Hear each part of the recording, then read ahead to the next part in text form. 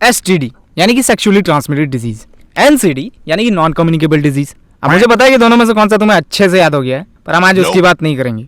आज हम बात करेंगे NCDs की, यानी कि ऐसे डिजीजेस जो किसी के छूने या साथ रहने से नहीं फैलते, जैसे कि हार्ट अटैक, हाइपरटेंशन, डायबिटीज या कैंसर हो गया। यानी कि प्रॉब्लम्स कम है, कोई लॉकडाउन नहीं होने वाला है। नहीं, लॉकडाउन हो या ना हो, लेकिन प्रॉब्लम्स कम नहीं है। और ऐसा मैं क्यों कह रहा हूँ? Because India has finally been declared as the cancer capital of the world. Yes, you heard me right. The report of the health of the nation released by the Apollo hospitals on the World's Health Day shockingly reveals the same. But they have referred this to as silent epidemic, जो कि बहुत ज्यादा चिंता का विषय है। एक बड़ा ही फेमस कहावत है, अब पछताए होत क्या जब चिड़िया चुग गई खेत। लेकिन ये यहाँ कैसे फिट बैठता है? थोड़ा सब्र करो, बैठ जाएगा। इस रिपोर्ट के अनुसार 2020 तक इंडिया में जो कैंसर केसेस का आंकड़ा 13.9 लाख का था, वो 2025 तक बढ़कर 15.7 लाख का हो जाएगा। यानी कि समझ रहे हो, 5 सालों में पूरे 13% का ग्रोथ। अब कैंसर कैंसर तो बहुत कर रहे हैं, बचपन से भी सुन रहे होगे कैंसर कैंसर, लेकिन एग्जैक्टली ये कैंसर है क्या, पहले वो समझो। तो देखो, अपना जो बॉडी है वो एक बहुत ही इंपॉर्टेंट आधार पे चलता है, वो है सेल्स। अगर सेल्स का मल्टीप्लिकेशन ना हो तो हमारे बॉडी का कोई ग्रोथ ही पॉसिबल नहीं है। इसको ऐसा समझो कि जब एक बच्चा माँ के पेट में रहता है तो वो इतना छोटा होता है कि माँ को पता तक नहीं चलता है कि वो पेट में एग्जिस्ट भी करता है, यानी कि लगभग इनविजिबल। लेकिन इस सेल्स मल्टीप्लिकेशन की वजह से धीरे धीरे वो बड़ा होता है और जब पैदा होता है तो लगभग 3 किलो का वजन रखता है। तो सोचो कि आपस में सेल कितना ज्यादा मात्रा में मल्टीप्लाई हुए होंगे कि एक इनविजिबल से चीज को 3 kg का बना गए। और ये सेल्स बनने का प्रक्रिया तुम्हारे पैदा होने से लेकर मरने तक चलता है। हमारा शरीर हर दिन बिलियंस ऑफ नए सेल्स को पैदा करता है, लेकिन इनमें से कुछ ऐसे भी सेल्स होते हैं जो खराब होते हैं या मर जाते हैं, या इन शॉर्ट हमारे बॉडी के लिए अच्छे नहीं होते। तो ऐसे सेल्स को हमारा इम्यून सिस्टम सेल डिवीजन के जरिए खुद ही डिटेक्ट करके नए सेल से रिप्लेस कर देता है। लेकिन अगर कभी हमारा इम्यून सिस्टम ऐसे डैमेज सेल्स को डिटेक्ट ना कर पाए तो वो आपस में मल्टीप्लाई होना शुरू हो जाते हैं। अब बाबू, यही कैंसर है। इंडिया में मेल्स और फीमेल्स में मेनली 6 अलग तरीके के कैंसर्स को कॉमन पाया गया है, जिसमें से फीमेल्स में ब्रेस्ट, सर्वाइकल और ओवेरी कैंसर्स कॉमन है, तो वहीं पे मेल्स में लंग, माउथ और प्रोस्टेट कैंसर। इसका ये मतलब नहीं है कि और कैंसर्स नहीं होते, और होते हैं, पर ये ज्यादा कॉमन है। और इस कॉमनैलिटी की रेस की बात करें तो आए हाय, ब्रेस्ट और लंग्स कैंसर तो भाई बहुत ही ज्यादा आगे है। इसका अंदाजा तुम्हें इस चार्ट को देखकर हो जाएगा। जरा गौर से देखो इस चार्ट को। क्या हुआ, नहीं समझ आ रहा? कोई बात नहीं, हमको भी नहीं आ रहा, लेकिन अब आ जाएगा। डाउन टू अर्थ की इस आर्टिकल की माने तो 2022 में इंडिया में सिर्फ ब्रेस्ट कैंसर के 192,000 न्यू केसेस दर्ज किए गए थे, जो कि ओवरऑल कैंसर केसेस का 13.6% है, और सिर्फ महिलाओं के कैंसर का 26%। वहीं पे अगर लंग्स कैंसर की सुप्रीमेसी बताऊं तो इंडिया में 70% से ज्यादा कैंसर की वजह से मरने वाले लोगों को लंग्स कैंसर ही था, यानी कि death rate highest. It's not surprising actually. और सर्वाइकल कैंसर का तो सीरियसनेस तुम्हें पता ही होगा। पूनम पांडे, अब छोड़ो।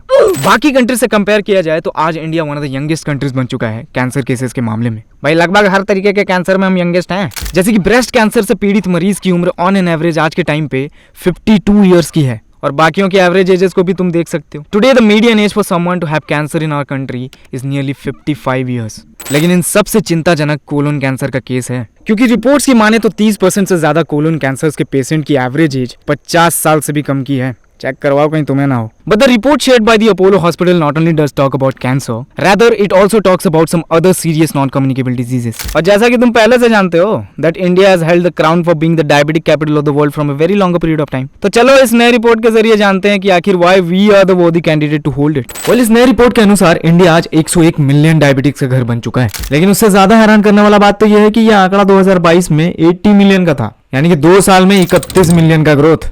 Wow.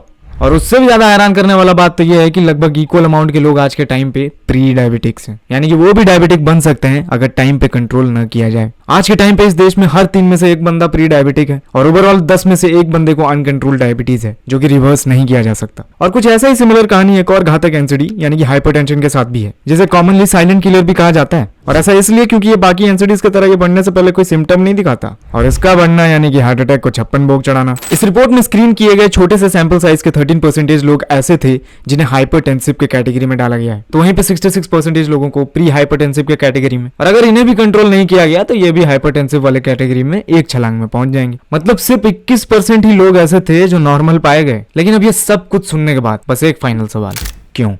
Y India became the cancer capital of the world? Are we the chosen one? नहीं। क्या ये एक दिन में हुआ? नहीं। तो इसके पीछे का कारण क्या है? तो कारण एक नहीं, बहुत सारे हैं। और अगर कारण एक लाइन में स्पष्ट करूं तो वो है आज के टाइम पे हमारा बहुत ही ज्यादा खराब लाइफस्टाइल, जिसमें हमारे सोने से लेकर खाने तक सब कुछ इंक्लूडेड है। यार इस बात से तो तुम सब रिलेट कर पाओगे ना कि हम सब का स्लीप साइकिल कहीं ना कहीं बहुत खराब हो चुका है। क्या तुम याद कर सकते हो कि आखिरी बार तुमने 8 घंटे की नींद कब ली थी, या आखिरी बार 10 बजे से पहले कब सोए थे? याद नहीं आएगा, क्योंकि ऐसा हुआ ही नहीं था कभी। बहुत लोगों को लग रहा होगा कि यार ये नींद का पूरा नहीं करने से हमारी बीमारियों से क्या संबंध? तो बेटा डायरेक्ट संबंध है। Poor quality of sleep leads to various human problems such as anxiety, depression, higher cholesterol and can put one at higher risk for cardiovascular diseases. आज हर 4 में से एक इंसान डिस्टर्ब स्लीप के रिस्क पे है और हर 5 में से एक बंदा डिप्रेस्ड। और शॉकिंग बात तो ये है कि ये 18 से 25 साल के लोगों का डेटा है और यही कारण है कि आज के समय में हमारा मेजॉरिटी पॉपुलेशन स्ट्रेस में है। और ना सिर्फ सोना बल्कि हमारे ईटिंग हैबिट्स भी इतना खराब हो चुके हैं कि उसका तो डेटा भी मुझे शेयर करने की जरूरत नहीं है। ये बात तुम खुद जानते हो कि तुम कितना ज्यादा हेल्दी खाते हो और हेल्दी खाने के साथ साथ कितना एक्सरसाइज करते हो, ये भी तुम्हें पता है। और इन सब से ऊपर अगर सबसे बड़ा कोई कारण है तो वो है खुद ही डॉक्टर बन जाना। और ये मान लेना कि सब चंगासी। अपोलो हॉस्पिटल की इस रिपोर्ट में स्क्रीन किए गए 30% ऐसे लोग थे जिन्होंने कभी अपना हेल्थ चेकअप ही नहीं करवाया था। नाउ ये जितने भी एनसीडीज मैंने तुम्हें एक्सप्लेन किए, ये सब क्रोनिक डिजीजेस हैं, यानी कि ये एक दिन में नहीं बढ़ते बल्कि धीरे धीरे लंबे टाइम तक बढ़ते हैं और परमानेंट इफेक्ट रखते हैं, यानी कि आगे चलकर ऑलमोस्ट इरिवर्सिबल। लेकिन टाइम पे अगर इसे डिटेक्ट करके एक्शन ले लिया जाए तो इट कैन बी प्रिवेंटेड। ना you must be thinking prevented, why not cure? तो उसका कारण है that we still don't have cured the cancer. The only thing we can do is prevent it. But how? It's simple. Change your lifestyle, take proper sleep, eat healthy, exercise regularly, and the most important thing, visit a doctor even for a small issue. And trust me, इन छोटे छोटे चीजों में सुधार एक major impact ला सकता है और तुम्हें करना पड़ेगा, क्योंकि अगर तुम नहीं करोगे ना तो इंडिया भी नहीं कर पाएगा। And India really need your help, so let's help it to dethrone from this title of being the cancer capital of the world. We know we can't cure it, but can prevent it. And after all, prevention is better than cure. तो अगर time रहते prevent कर सकते हैं तो क्यों नहीं, लेकिन अगर टाइम रहते इसे प्रिवेंट नहीं कर पाए तब ये कहावत सही बैठेगा कि अब पछताए होत क्या जब चिड़िया चुग गई खेत।